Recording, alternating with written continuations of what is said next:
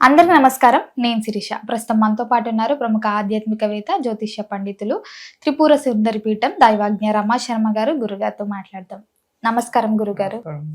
గురుగారు, చాలా మంది ముఖ్యమైన పనుల మీద వెళ్ళేటప్పుడు మాకు కలిసి రావాలా, అనుకున్న పని అవ్వాలని చాలా మంది అనుకుంటూ ఉంటారు. కొంతమందికి అవ్వదు. మరి అలా అవ్వకుండా ఉన్న వాళ్ళకైనా సరే, ఏదైనా పని మీద మనం వెళ్ళేటప్పుడు అయినా సరే, ఏ దేవుని నామస్మరణ చేసుకుని వెళ్తే బాగుంటుందంటారు? శ్రీ గురుభ్యో నమ. శ్రీ మహాగణాధిపతే నమ. గురు బ్రహ్మ గురు విష్ణు గురుదేవో మహేశ్వర.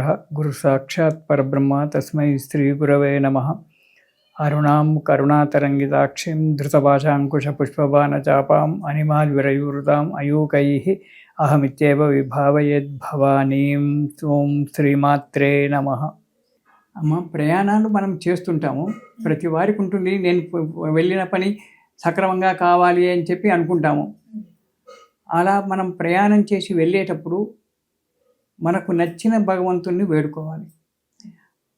అన్ని కార్యక్రమాలకు మంచిగా సాధన ఇచ్చేటువంటి వాడు ఒక ఆంజనేయ స్వామి,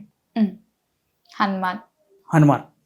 నువ్వు ఏ కార్యక్రమం ఏదైనా నీకు నీ ఇష్టం వచ్చిన, నువ్వు వెంకటేశ్వర స్వామిని వెళ్తుకో, శివుణ్ణి అనుకో, నువ్వు నీ ఇష్టం వచ్చిన భగవంతుని నువ్వు స్మరణ చేసుకో, నో అబ్జెక్షన్.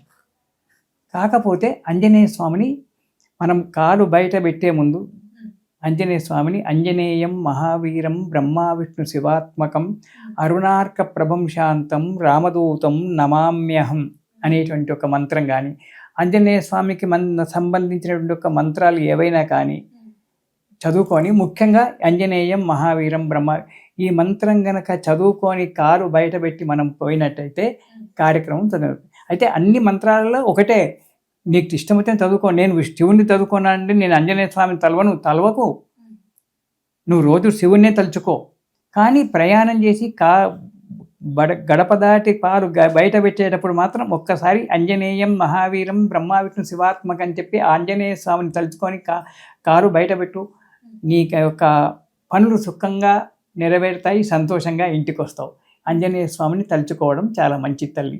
గురుగారు, మొత్తం మీద మాకు తెలియని ఎన్నో మంచి సందేహాలు నిర్వృద్ధి చేసినందుకు ధన్యవాదాలు.